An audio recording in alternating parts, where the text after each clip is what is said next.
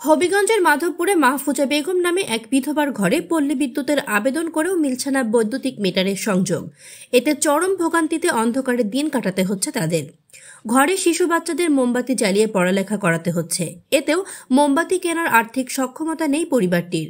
পার্শ্ববর্তী একটি মুরগির খামার থেকে লম্বা তার দিয়ে ফ্যান ও লাইট জ্বালানোর জন্য একটি আংশিক সংযোগ দেওয়া হলেও সম্প্রতি সাংবাদিকদের সামনে তাদের বিভিন্ন অভাব অভিযোগ নিয়ে বক্তব্য দেওয়ায় সেটিও কেটে দেওয়া হয়েছে।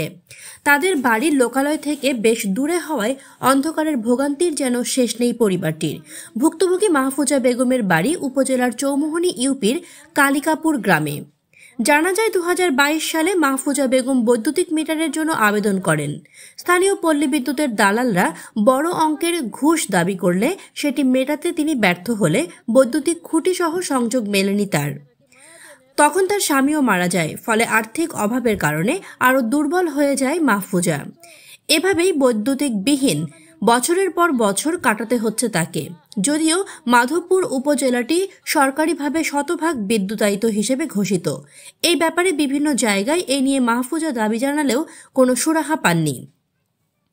মাহফুজা বেগম বলেন, বিদ্যুৎ পাওয়ার জন্য আমরা কোথায় না কোথায় গিয়েছি, কিন্তু বছরের পর বছর আমরা অন্ধকারে রয়েছি। বিদ্যুৎবিহীন অন্ধকারে আমাদের খুবই সমস্যা হয়। বাচ্চারা ভয় পায়। লেখাপড়া করতেও ভীষণ সমস্যা হচ্ছে।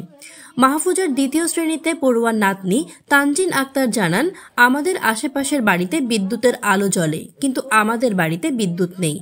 আমরা সন্ধ্যায় আলো থাকতেই খাওয়া দাওয়া শেষ করে ফেলি। মোমবাতি কেনার সাধ্য আমাদের নেই। আমরা পল্লী বিদ্যুতের জিএম স্যারের কাছেও বিদ্যুৎ দেওয়ার জন্য চিঠি দিয়েছি। স্থানীয় পল্লী বিদ্যুৎ অফিসের deputy general manager Parvez Bhuiyan জানান, বিষয়টি আমরা সাংবাদিকদের মাধ্যমে জেনেছি। আমরা পুনরায় একটি নতুন আবেদন গ্রহণ করেছি। আমার ব্যক্তিগত হস্তক্ষেপের মাধ্যমে হলেও দ্রুত এটির সমাধানের চেষ্টা করব।